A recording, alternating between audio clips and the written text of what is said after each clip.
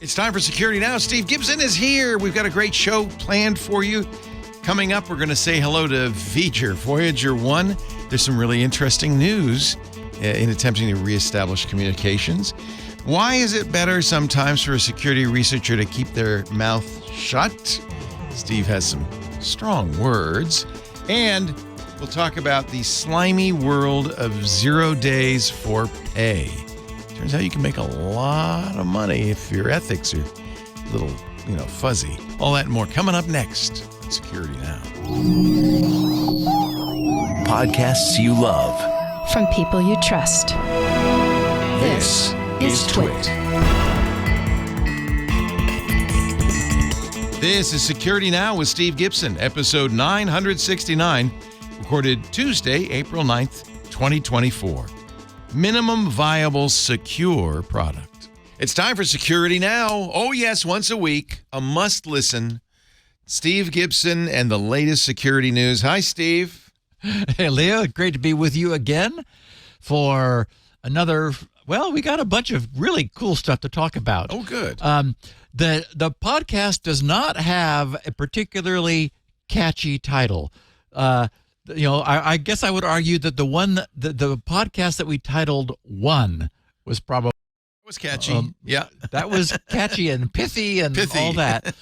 This one is Minimum Viable Secure Product. Oh. Which I had fun with it mostly because it is so dry, but it's also very important.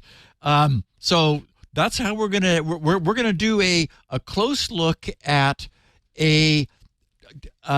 an important industry initiative, which is what this is, titled, unfortunately, you could just say MVSP. That's like better, right?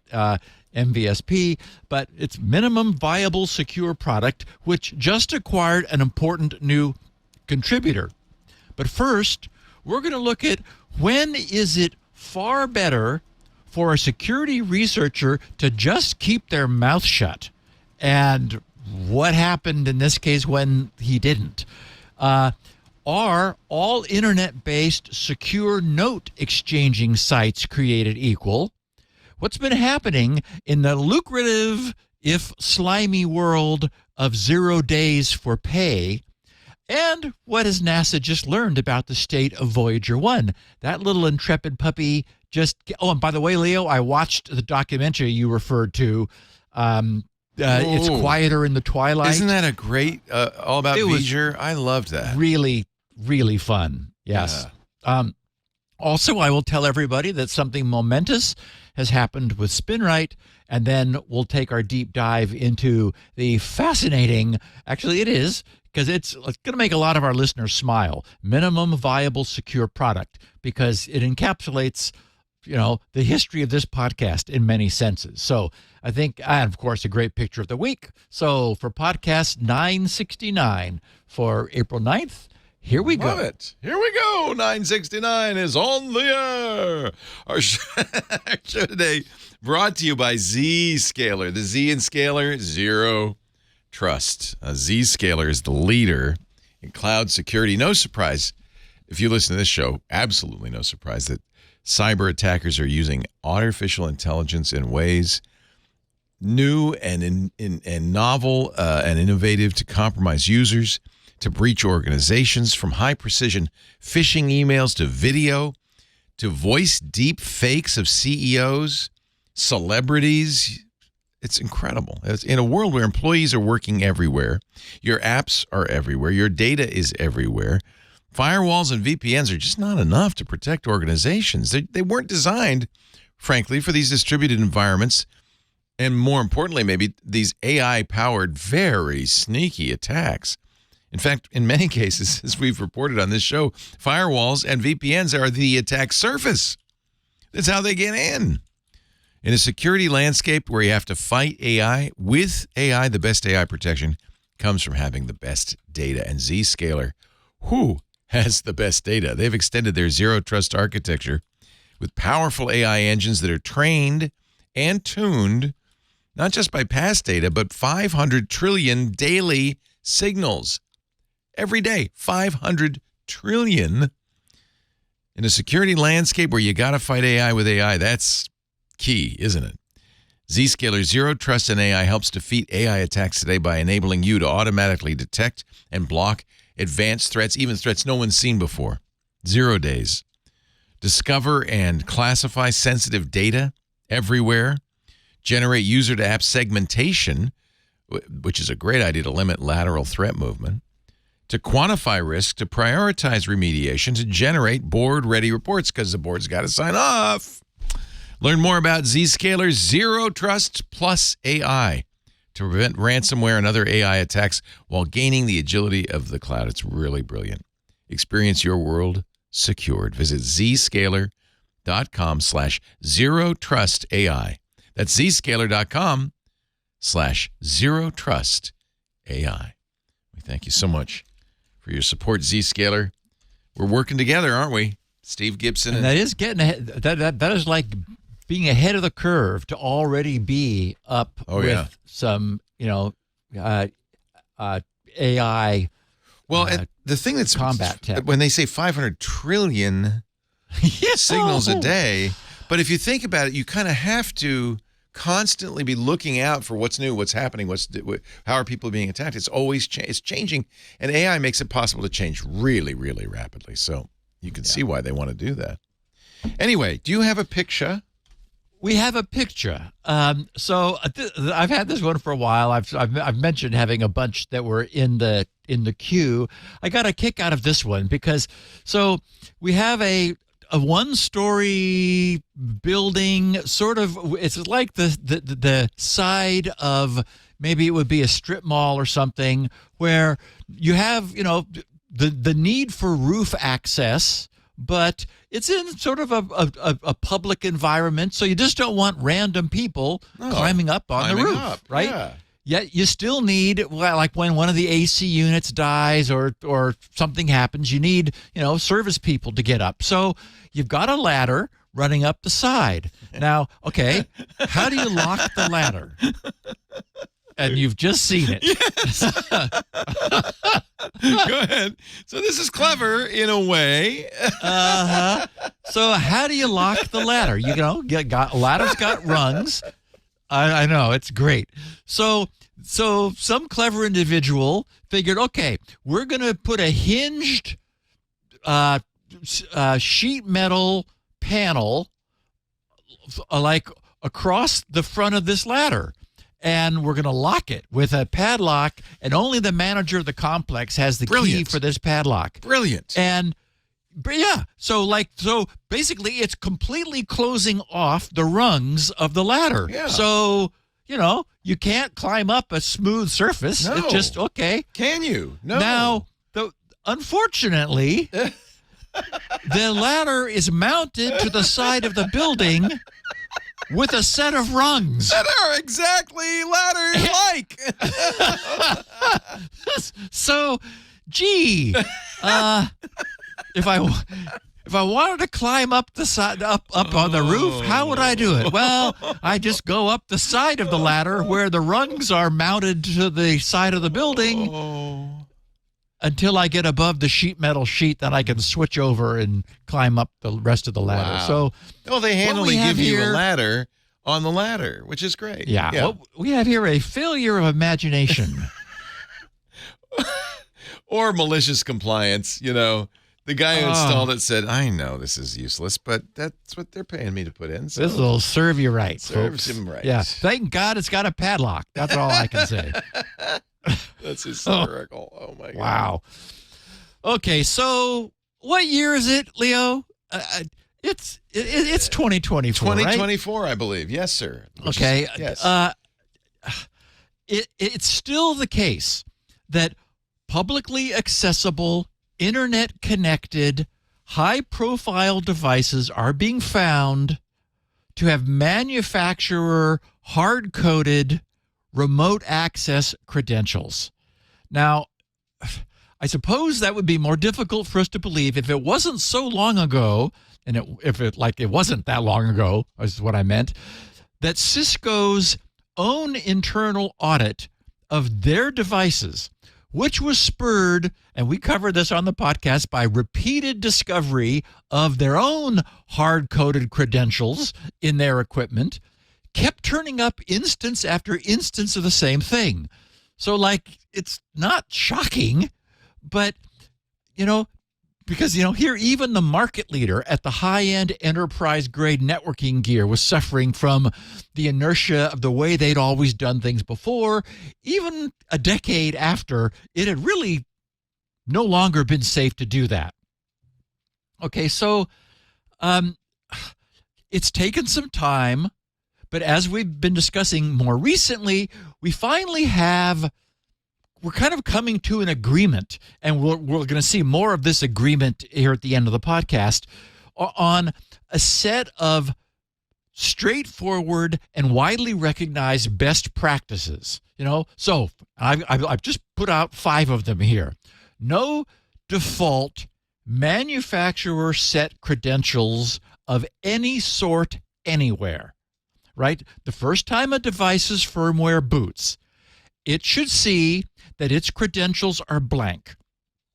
After it's had the chance to generate sufficient internal entropy for random number generation, it should create a very strong new default credential from scratch and present it to its user. Now, the user will be free to then change it to whatever they want, but by default, any newly installed device will give its own security a head start by defaulting to something strong and nothing from the manufacturer. Yes, if it makes technical support more difficult, that's just tough. Once upon a time, it might have been fine to default the username and password to admin and admin and to print that on the quick start guide. But those days are long past. All of our listeners have seen those days. Security is inherently porous, and the pressure against our porous security is now steadily on the rise. That's the other thing that is like so clear now. Okay, so first, nothing by default. Second, and this was one of the new things that has resurfaced recently, proposed by CISA, that I really think is right, and that is physical access required.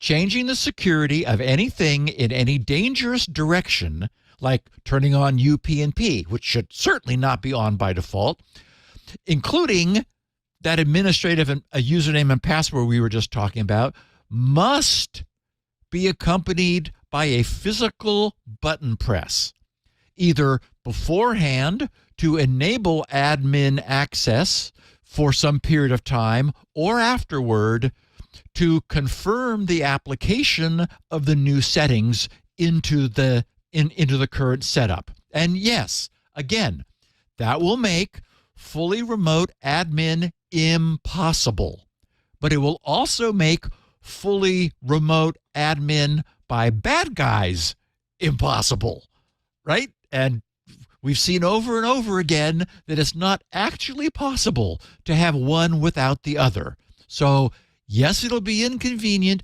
Yes, you may have to call down to the basement and tell Morris to press the button now because you want to, apply these settings from the comfort of your office on the 20th floor. Fine. Do what has to be done, but it will keep the bad guys out. Number 3, only absolute minimum functions publicly exposed by default. A router, for example, it must have its WAN interface publicly exposed to be at all useful as a router, but it does not need a single additional service beyond that.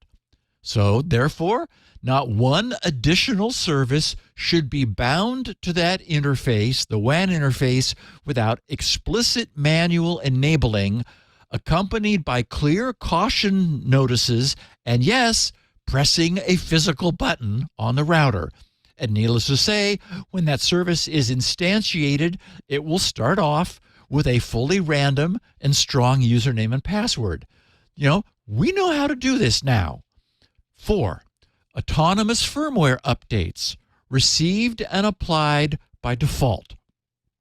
All connected devices must ship from the factory with their auto firmware update system enabled by default.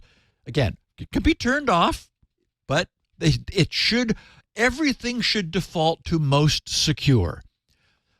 These devices should then periodically ping a factory server to check for the availability of new firmware. The router's ping should include its current firmware version. And the cryptographically signed ping reply should provide the router with the current version and the urgency associated with moving from where it said it is to the latest today. The device's admin can decide which levels of urgency are permitted to auto-update. Maybe you want to back off and only allow the ultra super emergent updates to happen immediately. Otherwise, they might need management oversight, or they might be deferred until 2 a.m., whatever. So there can be administration over that, but the system ought to take care of itself. And last, firmware for devices must be maintained as long as they're in service. And this is probably the trickiest of the 5, because you have to then solve the problem of how long should a supplier be reasonably responsible for making the firmware of an end-of-life and out-of-service device current. This is a decision that is reasonably up to each supplier, but because it affects the buying decisions, whatever the supplier's decision may be, it must be clearly and publicly stated so that prospective purchasers can plan accordingly. Okay, so we have 5 fundamental principles. No default credentials, physical access required to apply any configuration changes that might be dangerous, no unnecessary services enabled, auto firmware updates enabled by default, and a clearly stated end-of-life ongoing support commitment. So if you think back through all of the individual events, many of them having significantly catastrophic consequences that we've covered through this podcast's 19 years, almost every one of them could have been prevented if these 5 fundamental principles of safe internet connectivity had been in place. So today, as luck would have it, we have news of yet another. A researcher discovered that D-Link network attached storage, NAS models, DNS 320L, 325, 327L, and 340L all share a distinguishing and I don't know if it's horrifying or it's disappointing. Anyway, he found that the firmware they share had been hard-coded by D-Link with the same fixed remote access backdoor username and password. And even the term password is being generous here because it's left blank. His GitLab handle is NetSecFish, NETSECFISH, obviously as in network security fish. And his page on GitHub says, the described vulnerability affects multiple D-Link NAS devices, and then he enumerates those 4. The vulnerability lies within the nas_sharing.cgi URL, which is vulnerable due to 2 main issues: a backdoor facilitated by hard-coded credentials and a command injection vulnerability via the system parameter. This exploitation could lead to arbitrary command execution on the affected D-Link NAS devices, granting attackers potential access to sensitive information, system configuration alteration, or denial of service by specifying a command. Okay, this guy's subsequent internet search revealed 92,589 of these devices currently exposed on the public internet. Man. Yes. 92,589 right now on the internet, with the highest concentration appearing at IP addresses in the U.S. The big problem is that this family of Dlink NAS devices were first phased out of Dlink's product line on October 29th, 2017. And 2 years later, on the same day in October 2019, all support for them was terminated by Dlink. Even so, it appears that our network security fish gave Dlink no prior notice of his discovery before he published it. No opportunity to decide whether they wished to alter their standing policy for out-of-service life products. 2 weeks ago, on March 26th, a date which I'm fond of because it's the day I was born. And Leonard Nimoy. Leonard Nimoy and I. He simply published everything he knew about this. Today, his public GitHub page thoroughly documents, today and for the last week, or the last 2 weeks, publicly documents how a simple HTTP GET query containing the username message bus and a blank password can be used to cause any of these 92,589 currently online network-attached storage devices to execute arbitrary commands. We see from the packet capture he enclosed that he issued, I have it in the show notes, he issued a command to a machine at a redacted address. And even doing that would be controversial unless the machine was one he owned, which seems unlikely. A command to which the machine replied with a valid HTTP 200 OK response. It included other reply headers and XML in the body of its reply. So from that, we learn that the Dlink NAS devices are running the Lite HTTPD web server version 1.4.28. Now, I'm unhappy with what Dlink has been found to have done. We'll get to them in a minute. But it's not clear to me that anyone is helped by Fish's public disclosure, and that 92,589 people and their networks and their data stand to be attacked and compromised as a result. Before he made this needless public disclosure, it might have been that someone might have eventually stumbled onto this too. And it's true that we don't know that it hasn't happened already, but we do know that it was never public before and that now it is.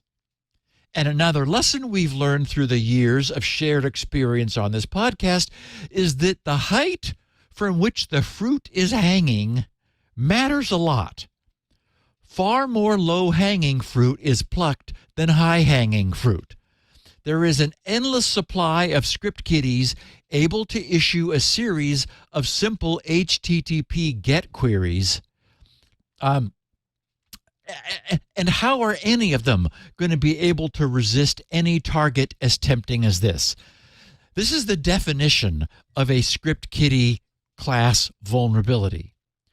So this person's disclosure 2 weeks ago has, without any question, compromised the security of 92,589 still online, still functioning, still in use, and still sitting on other people's networks, Dlink network-attached storage devices. At the same time, a fair question is, what would Google do? And by Google, I'm referring to Google's Project Zero with their famous 90-day disclosure policy. Now, in fairness, he didn't give Dlink even, a 1 day. This was a 0-day disclosure. But in case of Google with Project Zero, they give manufacturers 90 days to produce a patch for a discovered flaw before Google will release the flaw's technical details. And as we know, many companies have felt significant pressure to fix a vulnerability that Project Zero had found in their products. But in this instance, the answer to the question what Google will do is that I'm not 100% sure. For one thing, these are long out-of-service devices that are no longer being maintained by their supplier. And we know that even Google has known vulnerabilities in Android that is no longer being maintained on Android smartphones, and it's well, sorry, we're not patching that version of Android any longer. So that's a policy. But the other thing is, this is not actually a bug. This is an undocumented, deliberate backdoor that Dlink embedded into their devices, their consumer networked NAS devices, for some unclear purpose. So because it's old, out of service, and not a bug, I'm pretty certain that Google's Project Zero would never even consider taking this up in the first place, and if they knew about it, they would just be mum. So this brings us back to Dlink, a well-known, reputable, popular Taiwanese network hardware manufacturer that's been around since 1986. I've purchased a bunch of Dlink equipment, mostly network hubs, I think, through the years. So I suppose that at least among those of us here and others who learn of this past behavior, this at least tarnishes their brand in our mind, right? I'm not buying a Dlink NAS now when I know that for some reason they've got this undocumented backdoor. They did. We don't know about them today. So with devices that were discontinued 6.5 years ago, that went out of support 4.5 years ago, we would have to assume that they have, even if they wanted to, no way of remotely updating their firmware. That's like a thing that we're beginning to see now on new devices because it's been determined that that's the best practice. If the owners of those devices had registered them, well, then Dlink could conceivably today reach out to them. But what would they say? That NAS that you purchased from us 10 years ago? Well, we had planted a secret remote access backdoor into it, and it was recently discovered and has now been made public. So, we're really sorry about that, and you should probably definitely immediately disconnect your Dlink device from the internet. Have a nice day. And would you like to consider buying a newer NAS from us? We have a bunch of nice shiny ones for you to consider. Well, right. So they're not going to say anything. And I don't know that they're even legally vulnerable here. So it's not clear that anything could be done on the legal front. This was a design decision made by Dlink. Bad in retrospect, but there it is. And they may have had some justifiable rationale for it. The username message bus kind of suggests that perhaps these devices could be set up in a cluster where this message bus allowed them to interoperate in some fashion. So, should have never been put on the public internet. Maybe that was a mistake. Maybe it's only meant to be on the LAN, and somehow that, wasn't done right. In other words, bad design, not to control who could use, it on which interface. But it wasn't an obvious crime on Dlink's part. And speaking of crime, here it comes. Yesterday, entirely predictably, Ars Technica's headline read, "Critical takeover vulnerabilities in 92,000 Dlink devices under active exploitation. Well, it didn't take long. Ars wrote, on Monday, meaning yesterday, researchers said their sensors began detecting active attempts to exploit the vulnerabilities starting over the weekend. Gray Noise, one of the organizations reporting the in the wild exploitation, said in an email that the activity began around 2:17 UTC on Sunday. The attacks attempted to download and install one of several pieces of malware on vulnerable devices depending on their specific hardware profile. One such piece of malware is flagged under various names by 40 endpoint protection services. Security organization Shadow Server has also reported seeing scanning or exploits from multiple IP addresses but did not provide additional details. The vulnerability pair found in the NAS_sharing.cgi programming interface of the vulnerable devices provide an ideal recipe for remote takeover. The first, tracked as CVE 2024-3272 and carrying a severity rating of 9.8 out of 10, is a backdoor account enabled by credentials hard-coded into the firmware. The second is a command injection flaw tracked as CVE 2024-3273 with a severity rating of 7.3. It can be remotely activated with a simple HTTP GET request. NetSecFish, the researcher who disclosed the vulnerabilities, demonstrated how a hacker could remotely commandeer vulnerable devices by sending a simple set of HTTP requests to them. So, thank you and congratulations, network security fish. What a nice public service you have performed for 92,589 Dlink users whom you've just single-handedly turned into victims. Yikes. Yikes, yikes, yikes. That's bad news. Before long, it is. Before long, if not already, those 92,589 Dlink devices will be infected with malware if they aren't all already. After all, today's Tuesday. And as I mentioned at the start of this adventure, the Internet Scan distribution shows that networks in the United States contain more of them than any other single region. I wonder whose networks those devices may be sitting on, and I wonder who might be interested in finding out.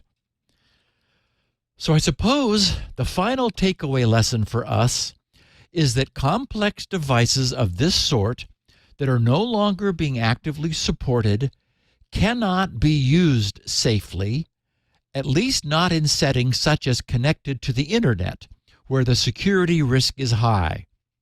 Of course, that's easily said, right? It's difficult to retire a perfectly good working device for no obvious reason other than its manufacturers no longer active supporting it. A mature policy would ideally rotate such devices into less security-sensitive roles. Give them a place inside the network, behind the firewalls, where they can live out their lives in peace while continuing to be productive. I very much hope that the 92,589 owners of these surviving NAS devices do not experience much hardship as a consequence of network security fish's needless, pointless, and destructive disclosure.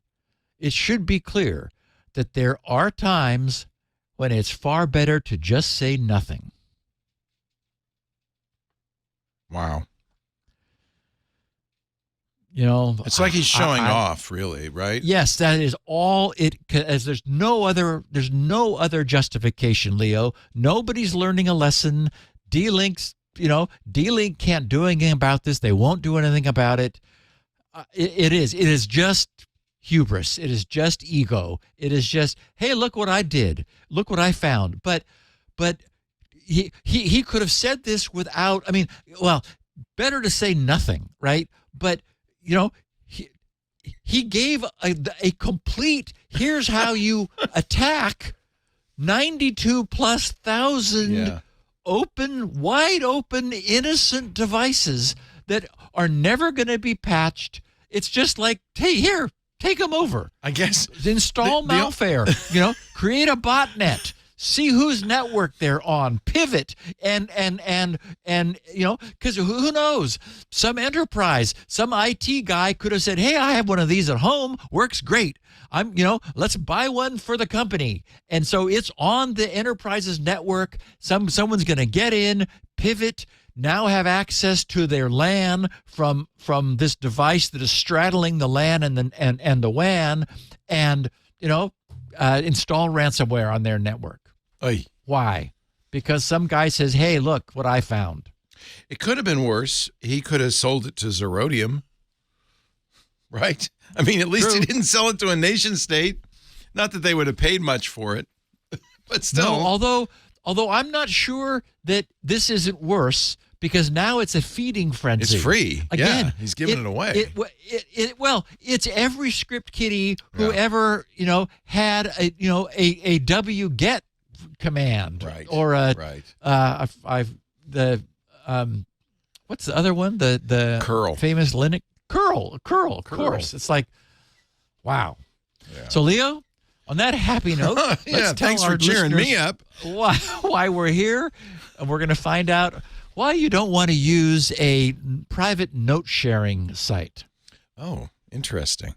Yeah, the only Dlink thing I used to buy a lot of switches. I think I might have still some rolling around, but those are passive. They're not. Yeah, exactly. I think they had really nice looking little they were nice metal network hubs and switches. And then I think I own a Dlink cable modem. I hope that's such a bad practice to hardwire a backdoor.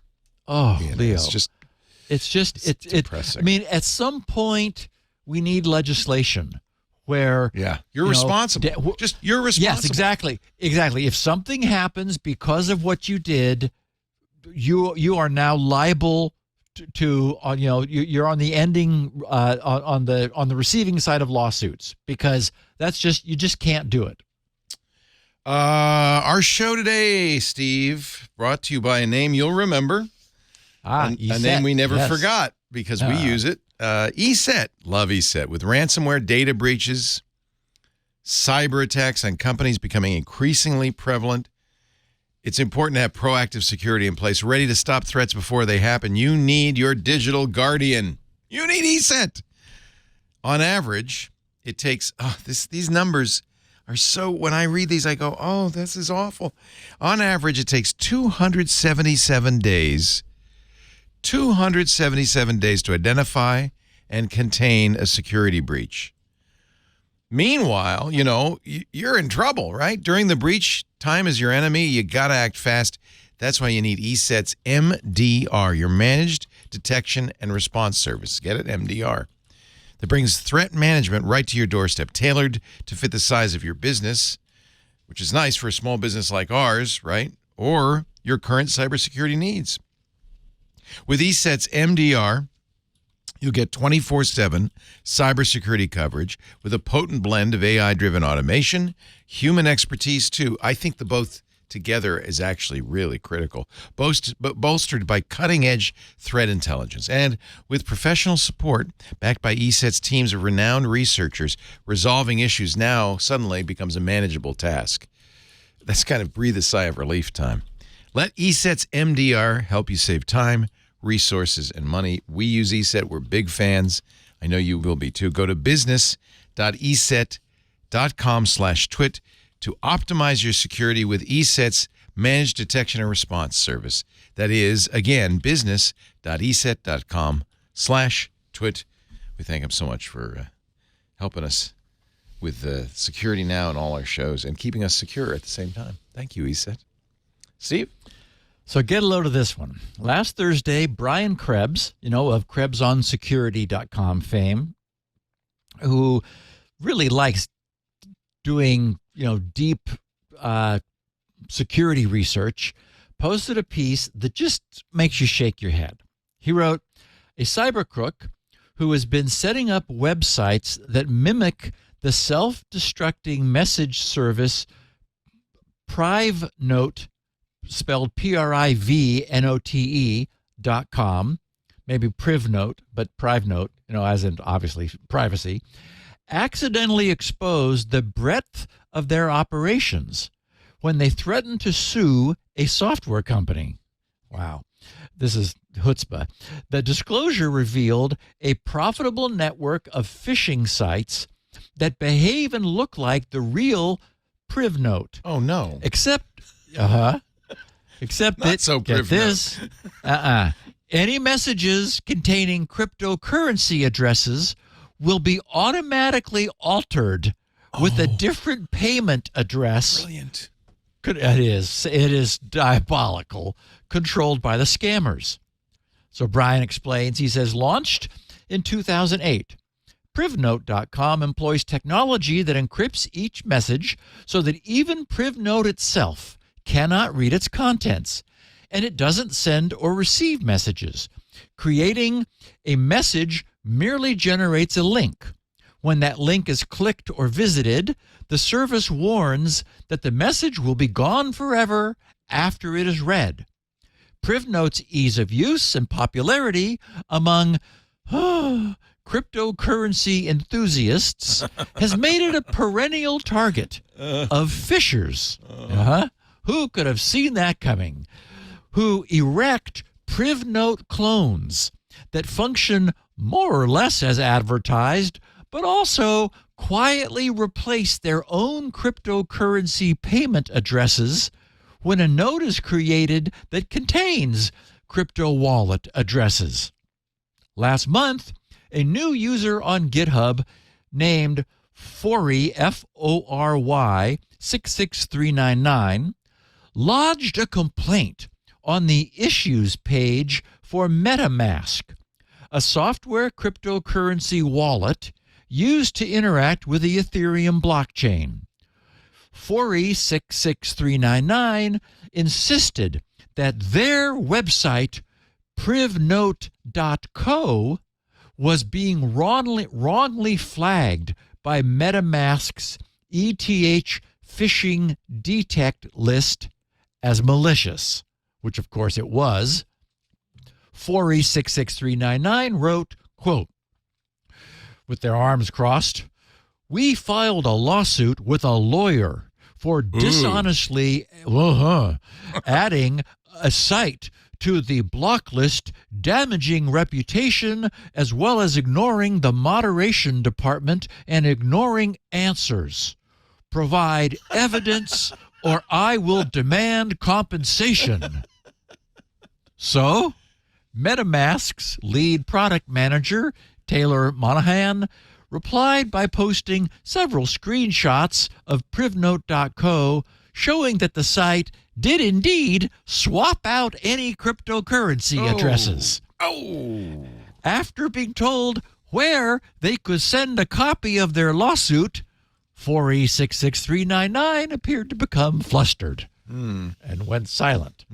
Now, Brian's piece continues with one of his terrific deep dive researches into all the details, and he uncovers a large network of very similar clone websites by backtracking their domain registrations. What I found interesting about this was that this is not, hacking some fancy new blockchain technology contract thing that nobody understands, but to steal like a windfall of $50 million all at once. No, instead, this is stealing individual small cryptocurrency transactions from cryptocurrency end users. And you can imagine the dialogue, right? Quote, "I haven't received the drugs I sent you the money for." What do you mean you never received the payment? I sent it right after I received the email with your wallet address, and the money was taken from my wallet. If you didn't get it, then where did it go? That's right. Maybe Fory got it.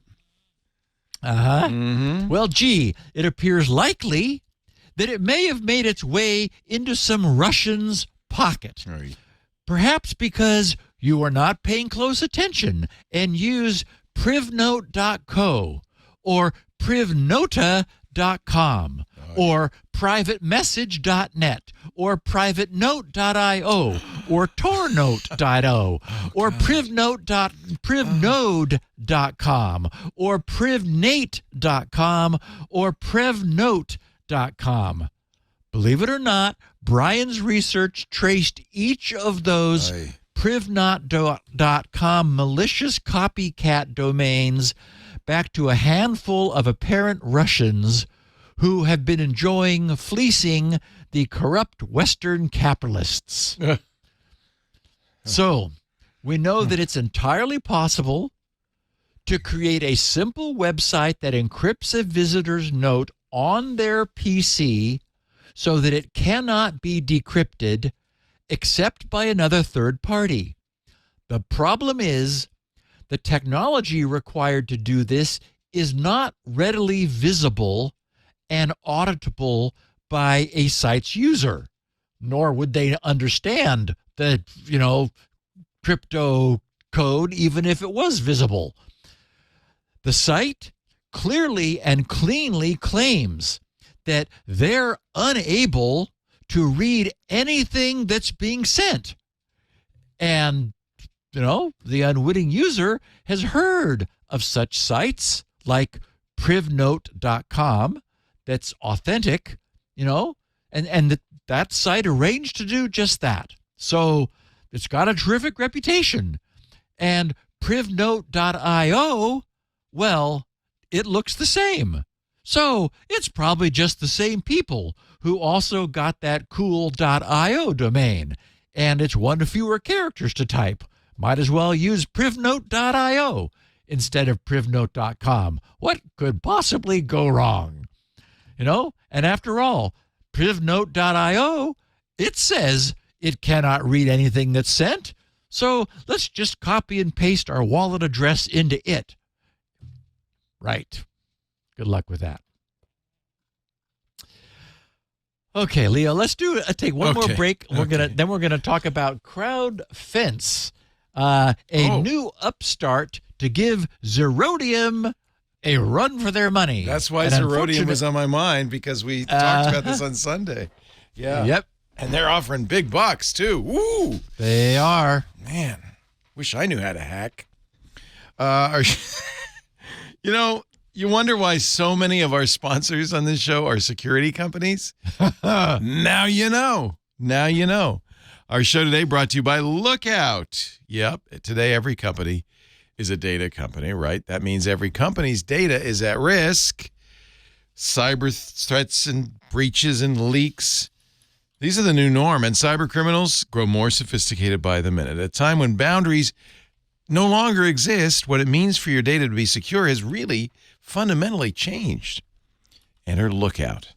From the first phishing text to the final data grab, Lookout stops modern breaches as swiftly as they unfold, whether on a device, in the cloud, across networks, or working remotely at the local coffee shop. Lookout gives you clear visibility into all your data at rest and in motion.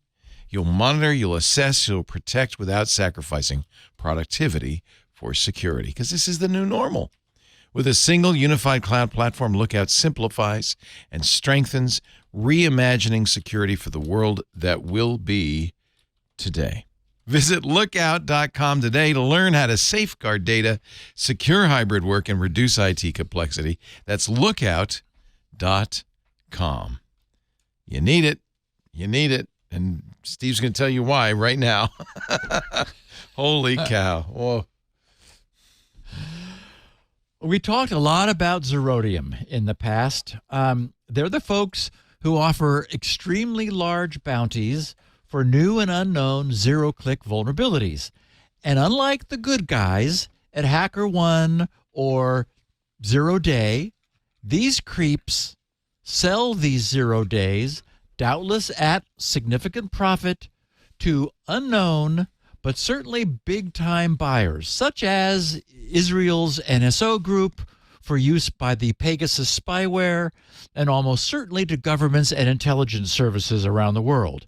In other words, the platform publishers such as Apple and Google are the last to learn of these exploits. Well, now, on Saturday, TechCrunch brings us news of a newcomer named Crowdfense. Maybe they're fencing the ill-gotten goods of a 0-day. And Crowdfense intends to give Zerodium a run for its money. And, this is not really a market where we'd like to see competition flourishing. We'd prefer that the market didn't exist at all. I have a screenshot in the show notes of Crowdfence's current offering lineup. At the top of the heap, they've got SMS and MMS full chain zero-click compromises, the discovery and disclosure to them of which would net someone selling it somewhere between 7 and 9 million US dollars. I mean, basically, you find one, and if you check your ethics at the door, you're done for life, right? I mean, you could probably survive on $9 million. Actually, just off the interest.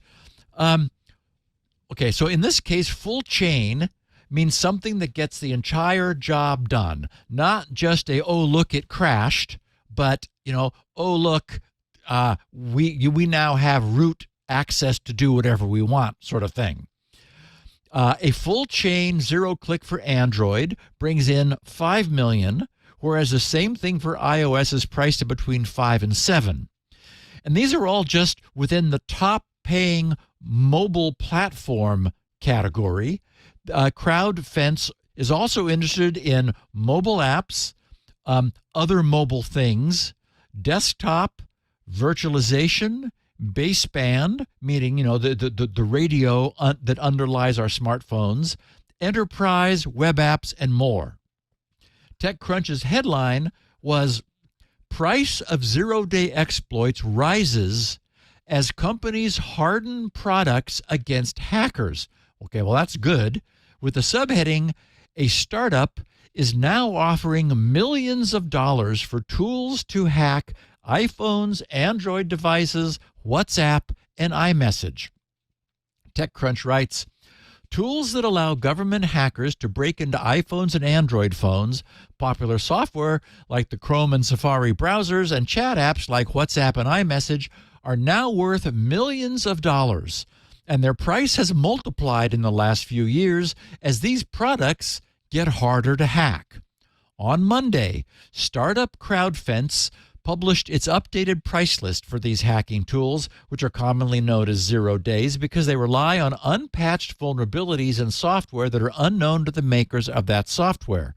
Companies like Crowdfense and one of its competitors, Zerodium, claim to acquire these 0 days with the goal of reselling them to other organizations, usually government agencies or government contractors, which claim they need the hacking tools to track or spy on criminals.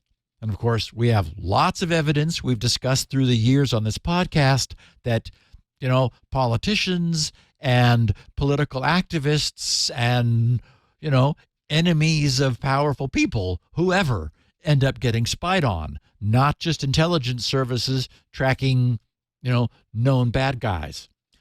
Crowdfense, they write, is now offering between 5 and 7 million for 0 days to break into iPhones, 5 million for Android, 3 million and 3.5 for Chrome and Safari 0 days respectively, and 3 to 5 million for WhatsApp and iMessage 0 days.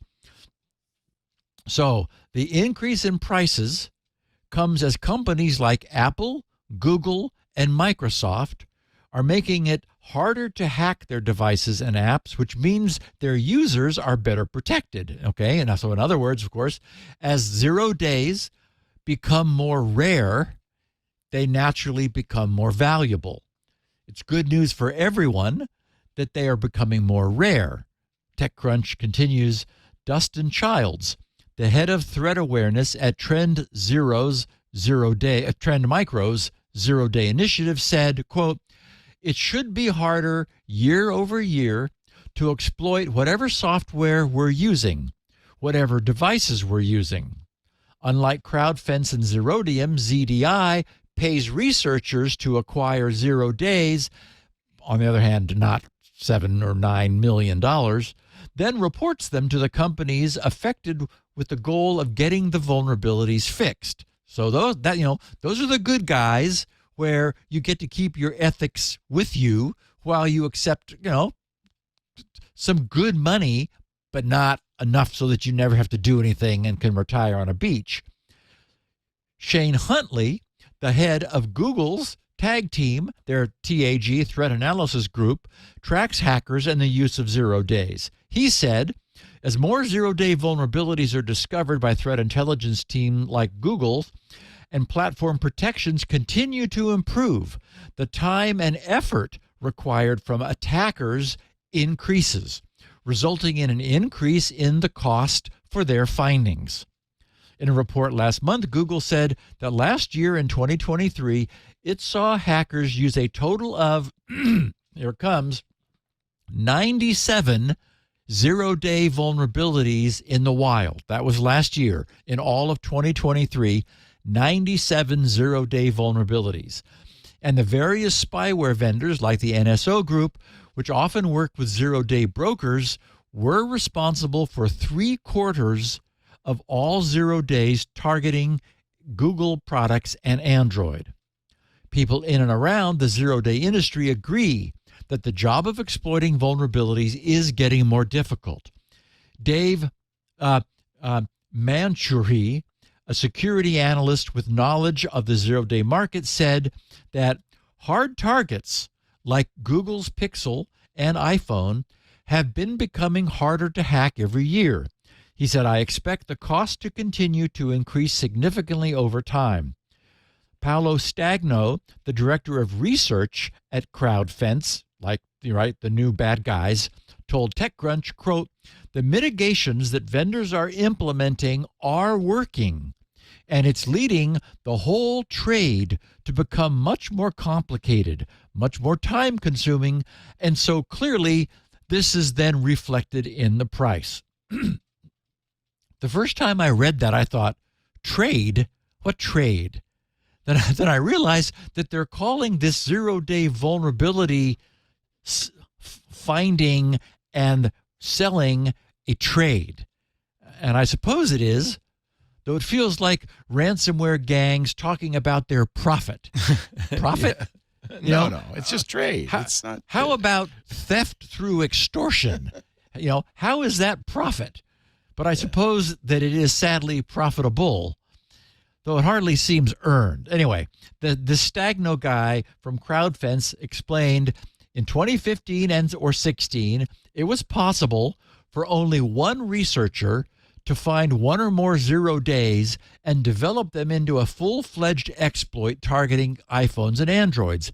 He says now this is almost impossible, as it requires a team of several researchers, which also causes prices to go up. Crowdfense currently offers the highest publicly known prices to date outside of Russia, where a company called Operation Zero announced last year that they were willing to pay up to $20 million for tools to hack iPhones and Android devices. The prices in Russia, however, may be inflated because of the war in Ukraine and the subsequent sanctions, which could discourage or outright prevent people from dealing with a Russian company. Outside of the public view, it's possible that governments and companies are paying even higher prices. This David Manucheri guy previously worked at Linchpin Labs, a startup that focused on developing and selling 0 days. And again, there's no way that selling 0 days is ethical and cool. Linchpin Labs, unfortunately, was acquired by U.S. defense contractor L3 Technologies, now known as L3 Harris, in 2028. And that's encouraging. Anyway, David said, quote, the prices Crowdfense is offering researchers for individual Chrome, remote code execution, and sandbox escapes are below market rate from what I've seen in the 0 day. Wow. Below market rate. That seemed like a good price to me. Wow. Alfonso de Gregorio, the founder of Zeronomicon, an Italy-based startup that also acquires 0 days. So they're scattered around. Agreed with this, telling TechCrunch that prices could certainly be higher. Well, I guess he wants them to stay low because that's the price he has to pay researchers or hackers who find them. Really don't want to call them researchers. 0 days, TechCrunch writes, have been used in court-approved law enforcement operations. In 2016, the FBI used a 0 day, we know where this is going, provided by a startup called Azimuth to break into the iPhone of one of the shooters who killed 14 people in San Bernardino, according to the Washington Post. In 2020, Motherboard revealed that the FBI, with the help of Facebook and an unnamed third-party company, used a 0 day to track down a man who was later convicted for harassing and extorting young girls online. There have also been several cases where 0 days and spyware have allegedly been used to target human rights dissidents and journalists in Ethiopia, Morocco, Saudi Arabia, and the UAE, among other countries with poor human rights records. There have also been similar cases of alleged abuse in democratic countries like Greece, Mexico, Poland, and Spain. Neither Crowdfense, Zerodium, or Zeronomicon have ever been accused of being involved in similar cases. On the other hand, remember, they're one party removed. They're not the guys who are doing the exploiting, the exploiting of these exploits. They're selling to entities which are then turning around and doing this abuse. So, yeah, these resellers would not be in the loop. They said 0 day brokers, as well as spyware companies like NSO Group and Hacking Team, have often been criticized for selling their products to unsavory governments. In response, some of them now pledge to respect export controls in an effort to limit potential abuses from their customers. Stagno said that Crowdfense follows the embargoes and sanctions imposed by the United States, even if the company is based in the UAE. For example, Stagno said that the company would not sell to Afghanistan, Belarus, Cuba, Iran, Iraq, North Korea, Russia, South Sudan, Sudan, and Syria, all on the U.S. sanctions list. That's a really long list. Wow. It is. And he said, everything the U.S. does, we are on the ball. You know why? Adding that if... I bet we're one of their biggest customers. Yep. We don't want to get them mad. I would bet that the NSA is probably taking our taxpayer money and buying these exploits so that they can do things with it. I bet you're right, Leo. Yeah. He said, if an existing customer gets on the U.S. sanctions list, Crowdfense would abandon it. All the companies and governments directly sanctioned by the USA are excluded. Of course they are. At least one company, spyware consortium Intellexa, Intellexa, is on Crowdfense's particular block list.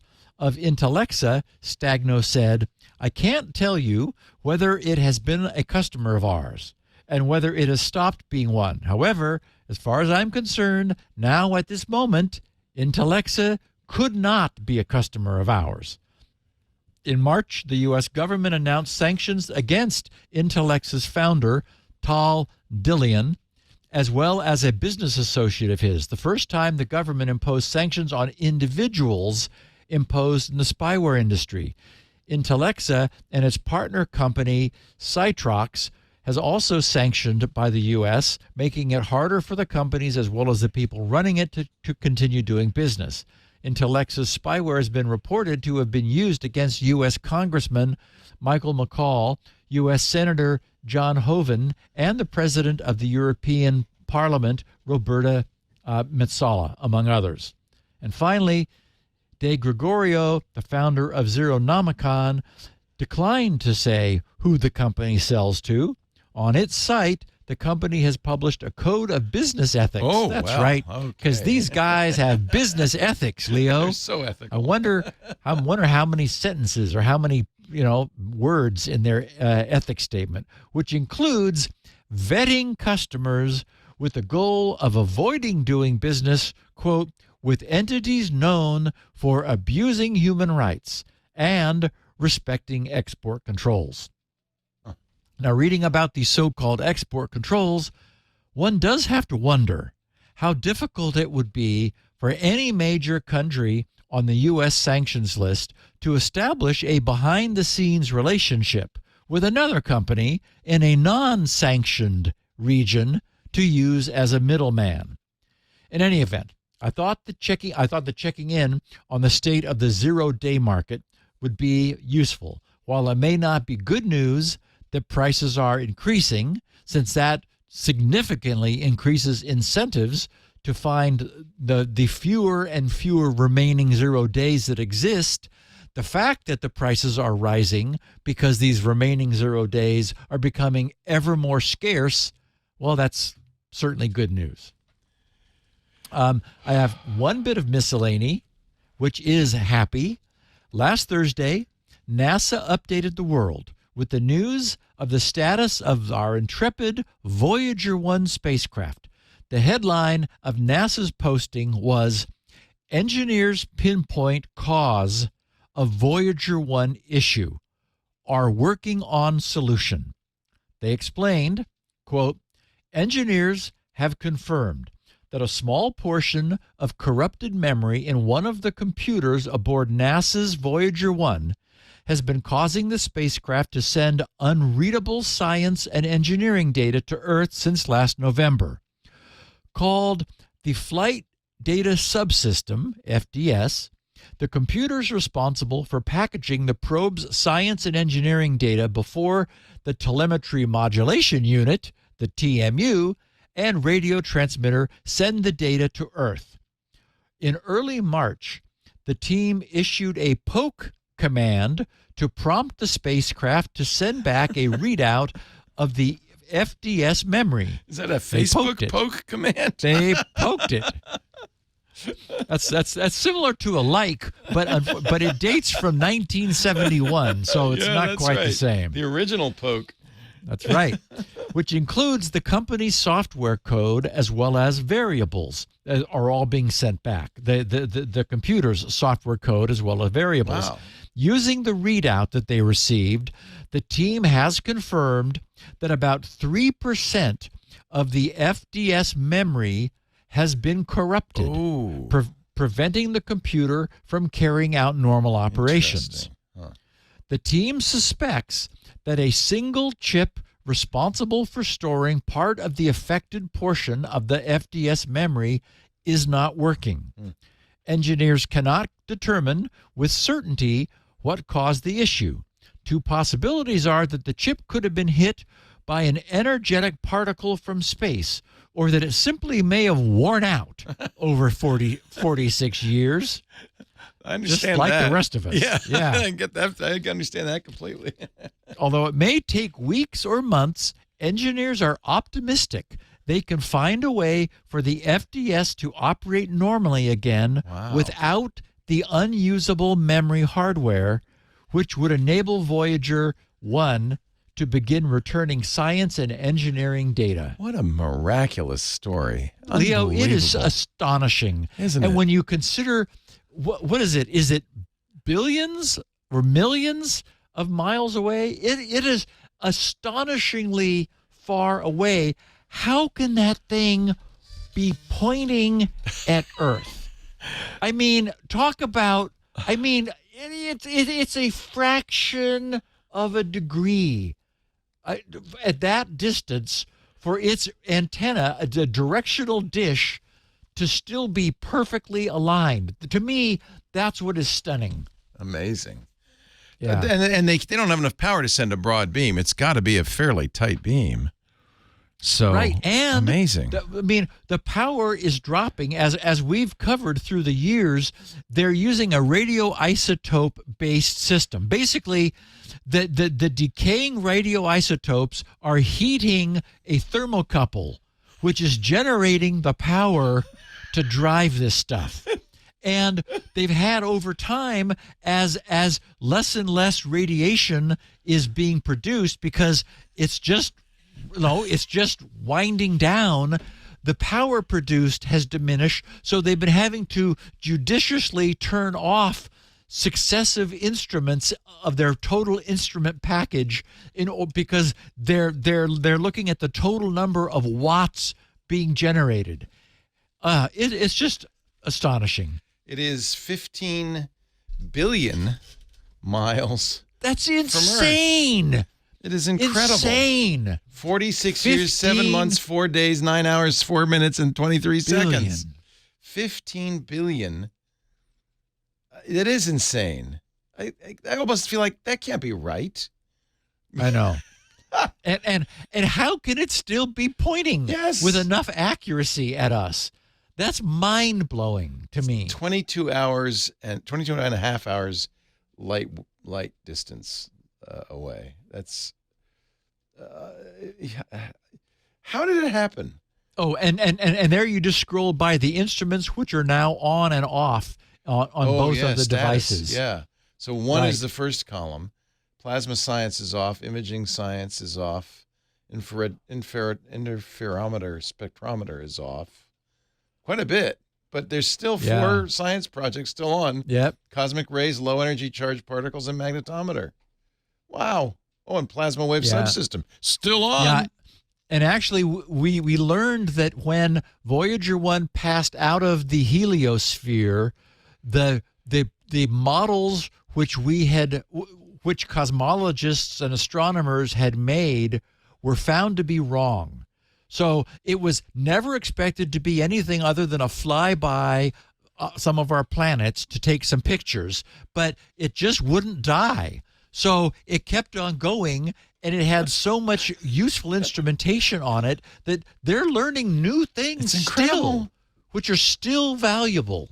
Patrick said, wait a minute, it's getting closer to the Earth? Yeah, because the Earth's rotating in its direction right now. The distance from the sun is going up.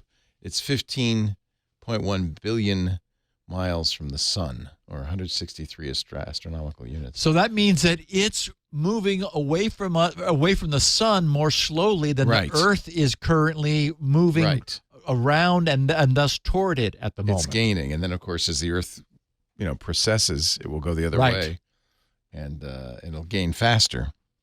So, and there's only now one radio telescope in Australia which is able to talk to it. And unfortunately, it's tasked with doing lots of other things. So they need to steal a little bit of time at the right moment when they're able to send a burst of instructions to it. And then they wait 44 hours for 22 for it to go out, and 22. I mean, and Leo, the other thing, think of the science we had in 71. That's when I had my first car that had an empty engine compartment because there was an engine and a gas line going to a carburetor. I mean, there was no and you had a throttle. I had to pull the throttle to start the engine when it was cold in the morning. Choke. Yeah, the choke, not the throttle. Right, the choke. I mean, that was the world in 71 where Wozniak was saying, Steve, I think I can get rid of one more Apple computer because, we need the space. Look at this, where it is, way the hell out there, way beyond anything else, the farthest man-made object in the world, in the universe.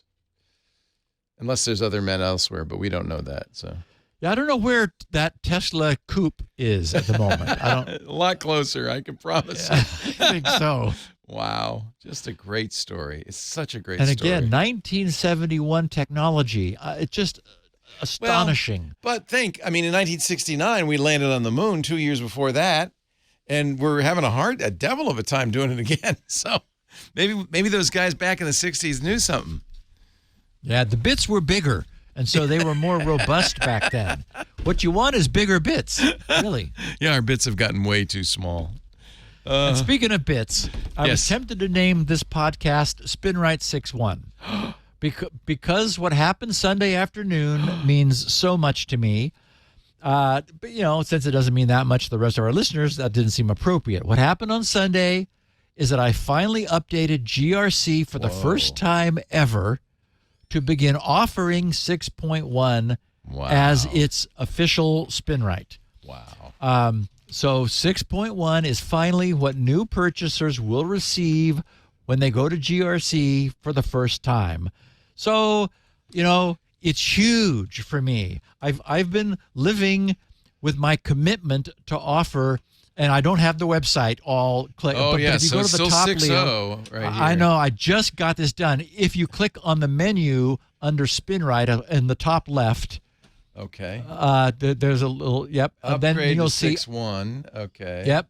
Or if you just click on purchase SpinRite, go down a few, and then you'll is. see that it is 6.1 is Look what at we that. are offering. That's pretty cool, Steve. So, By the way, this well, website looks like it came from 1971. Congratulations. I came from 1971. But the bits aren't bigger here. That's They right. really The are. bits are bigger, baby.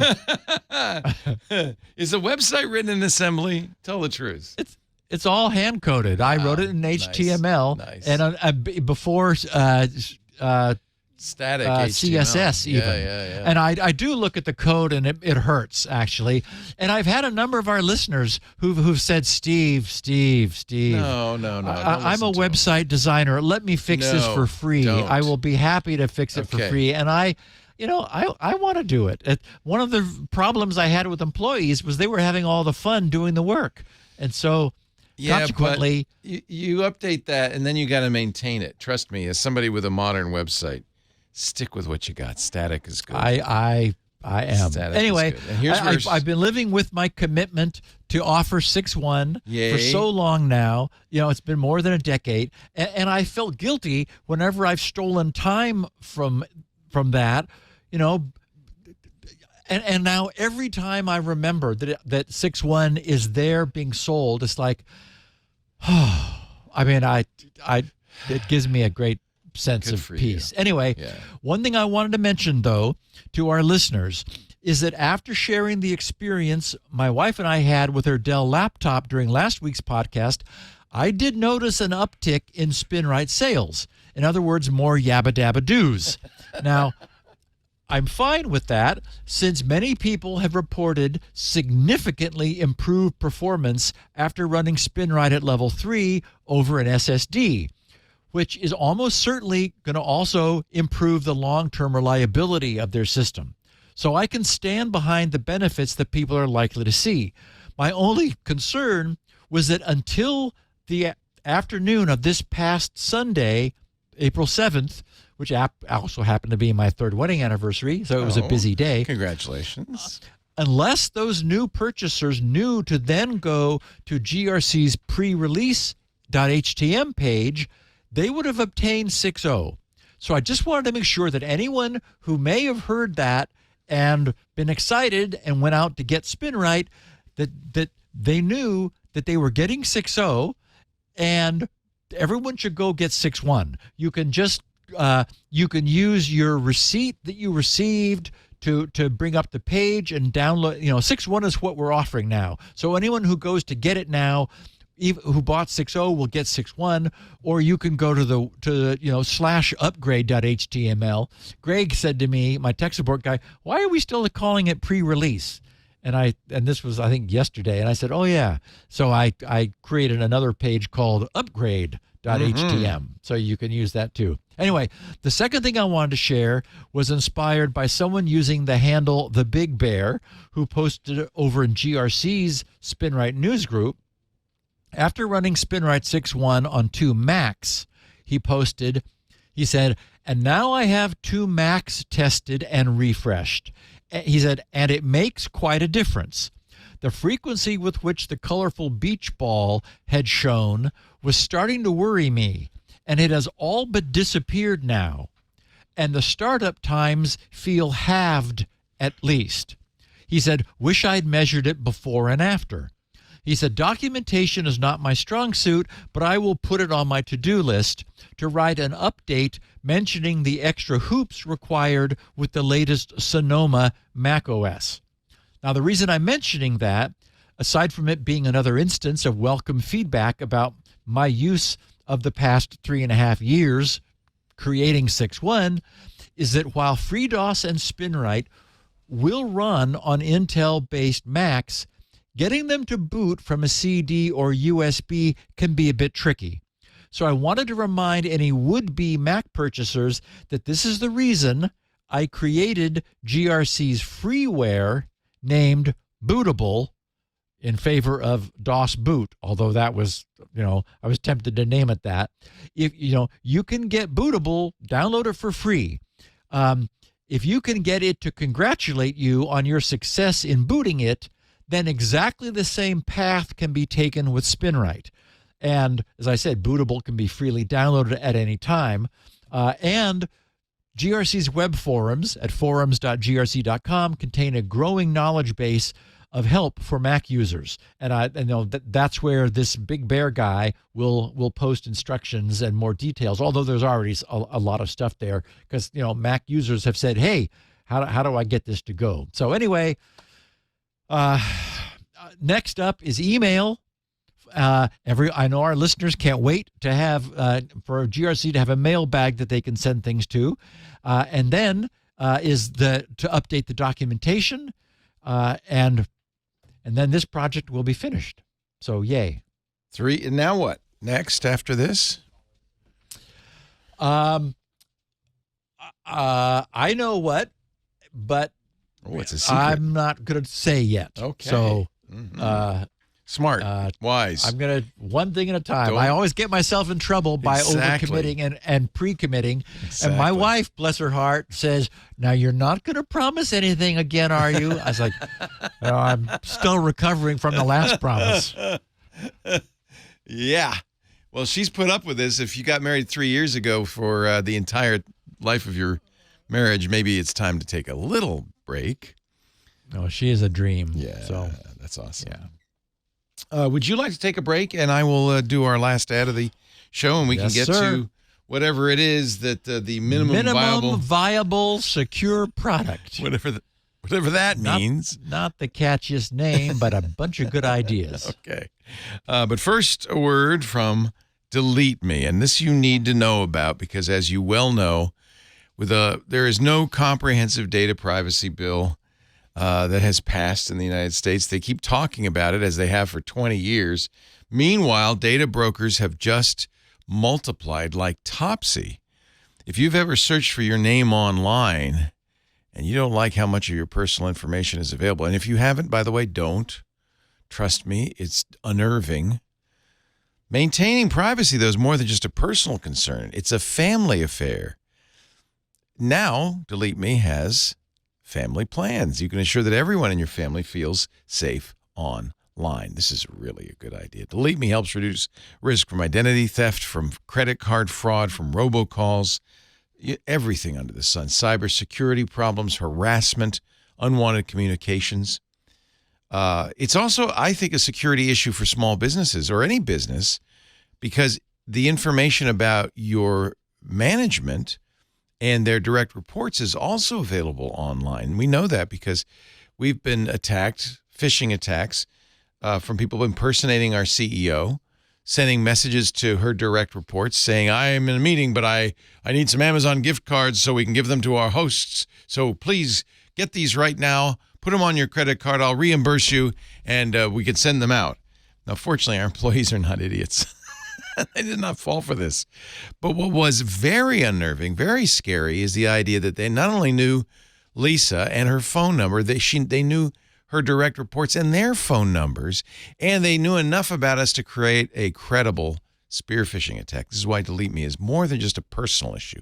It's a security issue. Sign up today. Get the family plan. Absolutely. Delete Me experts will find and remove your personal information from hundreds of data brokers, helping you reduce your online footprint, keeping you, your family, your business safe. You can now, with the family plan, this is really neat. You can assign a unique data sheet to each family member that's tailored to their online footprint. With easy-to-use controls, account owners can manage privacy settings for the whole family under one roof. And this is important, everybody's threat model is different, everybody's exposure is different. And this is the other really important thing. You can't just do this once, because these data brokers are like cockroaches. As soon as they have a legal obligation, there's a form on their site that says delete the data. They do. But as soon as they do that, they start collecting new data.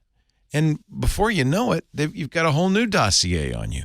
So Delete Me continues to scan and remove personal information regularly. We're talking about everything: addresses, phone numbers, photos, emails, relatives, social media, property value, income information, and more. Protect yourself, reclaim your privacy. Go to joindeleteme.com/twit. We use this. It's worked really well for Lisa. I think it's a great idea, and it's a really important idea for families, for small businesses, any business. Use the offer code TWIT for 20% off. joindeleteme.com/twit, and use the offer code TWIT, and you'll get 20% off at checkout. It really works. joindeleteme.com/twit. All right, minimum viable. I know what a minimum viable product is. When you're an app developer or creating a new site, you'll create the minimum viable product, But what is this MVSP? Sure, that's where they came from. So our beloved industry is slowly, very slowly, getting its act together. But it is happening. And I've been encouraged by some recent news surrounding the minimum viable secure product effort. The group's list of contributors has been growing, and it now includes some well-known names such as Salesforce, Google, Okta, Slack, Vanta, and about 20 others. I guess that's Okta. The reason this is today's primary podcast topic, aside from the whole thing being an extremely worthwhile effort, which it is due to the announcement of the effort's latest member, which was made on Thursday last week. The posting reads, "Today, we're excited to announce that CISA is joining the Minimum Viable Secure Product Working Group. Since launching CISA's Global Secure by Design initiative last year, we've received a tremendous amount of feedback, including through our request for information that recently closed." And of course, it was the Secure by Design initiative where we first saw this notion suggested of requiring a manual action on the device in order to change the configuration in any way that could be foreseen as being dangerous, which I think is brilliant because again, inconvenient, yes, but it's the right thing to ask for. Anyway, so CISA's been leading on a lot of this. They said one of the key questions we've gotten is how organizations consuming software can ask the right questions of their software manufacturers. Such a secure by demand approach, as opposed to secure by design, which is what CISA's is, they said, is crucial to drive the uptake of secure by design principles and practices. Too often, procurement questionnaires are filled with long lists of questions which don't always correlate with positive security outcomes. In order to achieve a future where technology is secure by design, companies buying software should have simple and to-the-point questions for their vendors. The MVSP is an important step toward this goal. MVSP offers a simple checklist that organizations can use to strengthen security at multiple stages, to review their software vendors' security during procurement, as a self-assessment tool for their own software, as part of their software development life cycle, or as contractual controls, which can go a long way toward helping ensure secure by design principles are followed. We're excited to join the MVSP working group to help shape the direction of the initiative going forward. The MVSP is composed of a broad coalition of technology manufacturers, and the working group is open for anyone to join.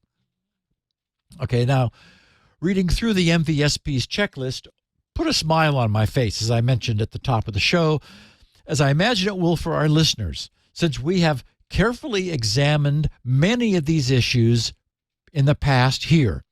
What everyone is hoping is that powerful technology procurement bodies, like, for example, the various branches of the U.S. government, including both its civilian and military bureaucracies, might start making an adherence to these principles more than just requests, but make them mandatory for future purchases.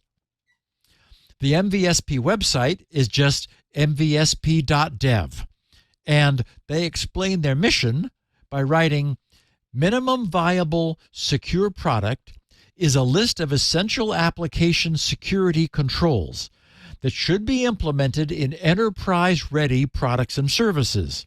The controls are designed to be simple to implement and provide a good foundation for building secure and resilient systems and services. MVSP is based on the experience of contributors in enterprise application security and has been built with contributions from a range of companies. We recommend that all companies building enterprise software, and notice today it's a recommendation. Let's see how this evolves over time. It would be just terrific if it became more than a recommendation. So that we recommend that all companies building enterprise software and services or otherwise handling sensitive information implement the MVSP controls and, where possible, go well beyond them in their application security programs. We welcome constructive feedback to help us continue to improve MVSP and provide a control set that meets the needs of its users." Okay, so MVSP is a list of essential application security controls that, at the enterprise level. Let's look at what they are. So, under business controls, they have publish a vulnerability disclosure policy that outlines the testing scope, provides a legal safe harbor, and gives contact details for security reports. Okay, those are all things we've discussed in this podcast. Vulnerability researchers should know that they're free to research a company's products, the security of them, while being legally protected from retribution or reprisals if they hack a supplier's product without malicious intent for the sole purpose of discovering and then responsibly reporting vulnerabilities, even if it's for pay. If it's to report them to HackerOne or a legitimate service. But the point is, publish a vulnerability discovery and disclosure policy and make it clear. Also, flesh out, or rather fleshing that out, the MVSP lays out the required components. Develop and document procedures for triaging and remediating reported vulnerabilities, respond to reports within a reasonable time frame, and patch vulnerabilities quickly. They also suggest contracting with a security vendor to perform comprehensive penetration testing of products, services, and dependent systems at least once a year. We know that's been done, but we know that's not probably common practice enough. So yes, you need third-party eyes on something. Your own developers cannot aggressively test the security of the products they developed. It just doesn't work. They have notify relevant parties about any security breach that affects sensitive information no later than 72 hours upon discovery and upon learning any additional details of the breach. Consider reporting the breach to relevant national cybersecurity agencies in line with local guidance and regulations. In any such reporting, include the nature of the breach, relevant contact information, the consequences of the breach, and the measures taken and needing to be taken to remediate the issue. Be certain to sanitize all storage media holding unencrypted protection data. Implement single sign-on using modern, maintained, and industry standard protocols for all customers at no additional cost. Redirect traffic from HTTP port 80 to HTTPS port 443. Exceptions to this are internally secure protocols designed to run over unencrypted connections, such as OCSP, the Online Certificate Status Protocol, that doesn't need it. And I also noted whenever I've been doing digital signing of code, the connection to the timestamp server is just HTTP because it's another example of a protocol that uses its own internal security. Also, include tricked transport security header along with a long max age value and set authentication cookies as secure.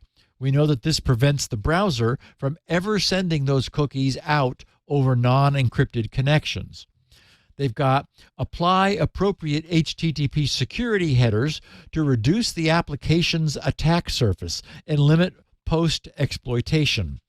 These should include setting a minimally permissive content security policy, the CSP, limiting the ability to inline frame the application by enabling framing controls with X-frame options or CSP frame ancestors, and disable caching for APIs and endpoints that return sensitive data. Again, these are all things that web designers should do, but they don't unless they have to, or unless they're told to, or unless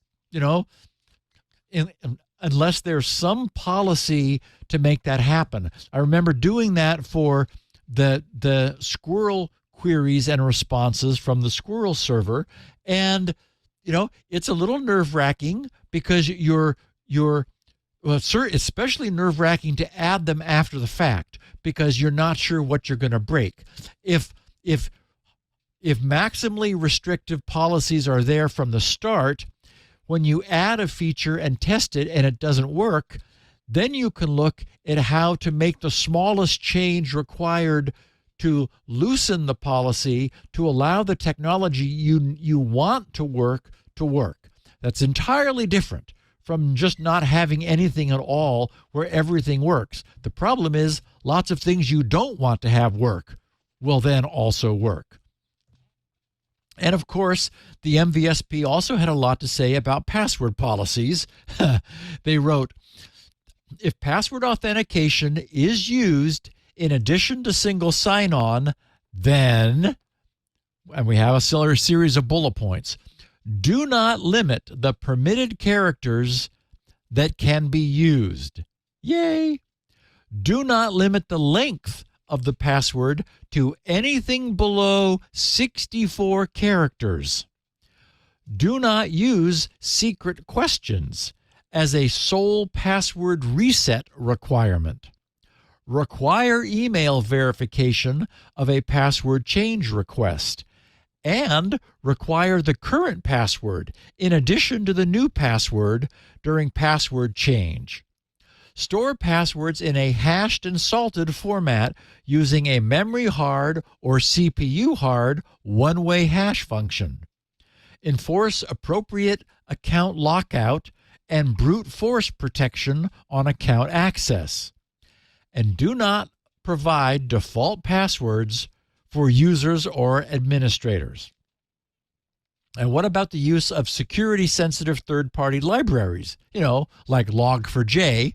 They say, use modern, maintained, and industry-standard frameworks, template languages, or libraries that systematically address implementation weaknesses by escaping the outputs and setting inputs. Ensure third-party dependencies are maintained and up to date, with security-relevant updates having a security score of medium or higher applied in line with your application patching schedule. Upon becoming aware of a known exploited vulnerability, that's SysS's KEV collection, affecting a third-party dependency, the patch should be prioritized. Where dependency patching or upgrades are not possible, equivalent mitigation should be implemented for all components of the application stack.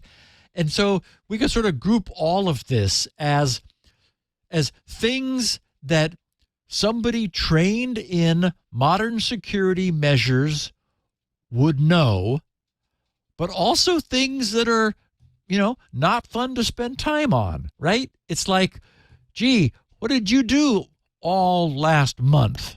Well, I brought us more into compliance. What? Well, what new functions work as a result? Well, none, but we're more in compliance than we were. The point is, it's thankless, right? It's not until everybody around you gets attacked and hacked and you don't that you begin to look like a star. So anyway, hardly surprising, these guys are also big fans of logging, recommending that logs be kept of all authentication events, both successes and failures. And I thought that was interesting.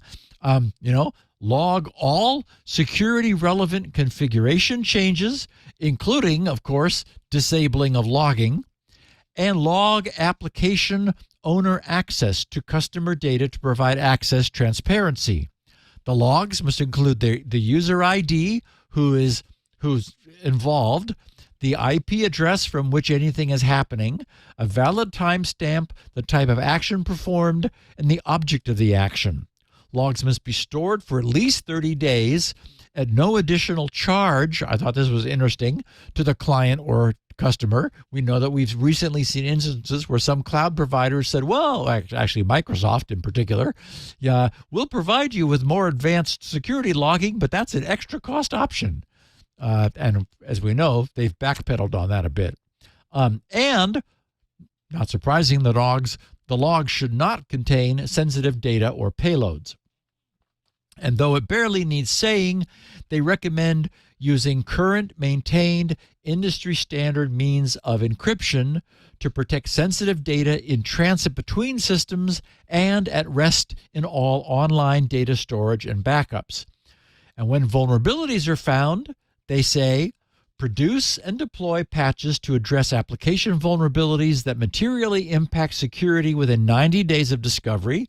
For vulnerabilities with evidence of active exploitation, production and deployment of patches should be prioritized. Okay, that one is a duh. And finally, publish a security bulletin that details the vulnerability and its root cause if the remedy requires action from customers. We've seen many instances where permissions were far too open.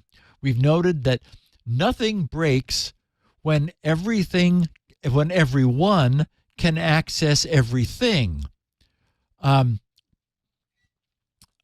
So it's often discovered after a breach of some kind that the source of the breach was overly permissive access controls. So they write, limit sensitive data access exclusively to users with a legitimate need. The data owner must authorize such access. Deactivate redundant accounts and expired access grants in a timely manner. Perform regular reviews of access to validate need to know. Ensure remote access to customer data or production systems. Ensure that remote access to customer data or production systems requires the use of multi-factor authentication. And I know, everyone knows all of that is obvious. I will say, I'm subjected to it by level 3 because my badge, they insist on continually expiring my badge. And it's annoying because it's me. And I have to make sure that I'm keeping it renewed, because if it does expire, then renewing it is a bigger pain. And if I need to run over there, I need to have my badge current, and they're constantly expiring it. On the other hand, yes, it's more secure. If it were not just me, if it were an organization where, for example, 20 people had access, the act of having to renew all of those badges would be like, oh, wait a minute, Herman no longer works here. So it's yeah, I'm not renewing that badge. But if it didn't expire, your attention wouldn't be brought back to it. So, all of these things are, they're little incremental increases in pain, but they're important because they do things. So, nobody wants to sit and make time to review access permissions. It's boring. And, it may not even be productive. You may not find anything that needs to be changed while a million other actually important things need to be done. As a consequence, typically it never happens, but it can be, a big source of problems. So they also advise that it's important to maintain a list of third-party companies with access to customer data, which can and will be made available to clients and business partners upon request. And what occurred to me is, since providing that list might be embarrassing if, for example, it were to contain the names of contractors who were no longer affiliated with the organization, this also, again, forces a review and provides some incentive to remove access once relationships have terminated, in instances where the access doesn't, remove itself. And again, through the years, we've seen that, instances where that not happening has come back to bite companies. And since it often doesn't happen automatically, it's another of those things that often falls through a crack. They close this comprehensive list of things that, as I said, everybody knows would be good to do, but many organizations are still not doing, by reminding about the need for and importance of backups. They recommend not only securely backing up all data to a different location. Leo, this is your standard, 333 or whatever it is, backup system. 321, yes. 321, right. Yes. I knew there were some numbers involved. And we all know that everybody would like to be in full compliance with these guidelines. And we also know about inertia, and that few things change on their own for the better, or for that matter, change at all. It is for this reason that these MVSP guidelines exist, and it's the reason CISA has added their name to the group's growing list of contributors. The bottom line is that doing all of these things would come at some cost, and most businesses are looking for ways to cut costs rather than ways to incur additional expense. And the businesses don't pay the price until they get bit by a security problem. So it's going to be a difficult lift. But at least now, all of these useful concepts have been pulled together in a single place, mvsp.dev. And if at some point world governments were to require compliance, well, then everyone who wanted to sell to those major markets would need to clean things up, and that would help everybody. Well, it's a step. Yes. And it just... it is. We're not going to get there without it. Right. It doesn't mean we're going to get there with it, but, it's better to have it than not. Right. Good job, Mr. G. You did it again. And release 6.1, which is also pretty hot. Thank you. Yeah. Steve Gibson is the guy in charge at grc.com. That's the place you go to get SpinRite 6.1, the world's best, and it just got a lot better. Hard drive, mass storage, maintenance, and recovery utility. 6.1 is available at grc.com, a free upgrade for those of you with 6.0. Check it on out. You'll also find the podcast there. He's got a whole page devoted to security now, including the show notes, which he does really well. They're fully linked, and all the information is there. He also has transcripts there written by Elaine Ferris, so they're very, very good. And he has the 64 kilobit audio version of the show, plus a 16 kilobit audio version for the bandwidth impaired. All that at grc.com. Check out everything else, not just SpinRite, but Shields Up and all the other great stuff Steve does, including that validator program you did, Valid Drive for USB drives, which I'm sure is a very hot item right now on your site. Yep. Make sure you got what you paid for. We have audio and video at our website, twit.tv/SN. There's also a YouTube channel for the video, which is very useful, even if you subscribe and you get the show and so forth. But if you want to share clips, it's absolutely the best way to do it. YouTube makes that very easy. Of course, subscribing in your favorite podcast player is probably the best way. That way you'll get it automatically the minute it's available, right after we record, which we do every Tuesday after MacBreak Weekly, which ends up being around 1:30 to 2 p.m. Pacific time. That is roughly 4:30 Eastern. It is roughly 20:30 UTC. You can watch us do it live if you can't stand waiting for the edited version. We stream on YouTube for all of our shows as we're doing them. Yeah, just go to youtube.com/twit. If you subscribe, you'll get a notification when we go live. But subscribing is probably the easiest thing to do. You don't have to think about it. You get it automatically. Steve, I will be back east next week, but I'll still do the show, but I'll be doing it from Mom's house. Yep, And, neat. Yeah, it'll be fun. And looking forward to seeing her. And it's fun to do the show remotely. It's good practice. You know, I've got all the equipment out there. I don't have to schlep it with me anymore. This makes it very easy. Nice. I will see you next Tuesday. And For episode 970, my friend, we are closing in on 999. And the good news is, when that overflows into a fourth digit, I'll still be here. we can do hex. I just want to throw that out there. Oh, let me tell you, I've heard so many ideas.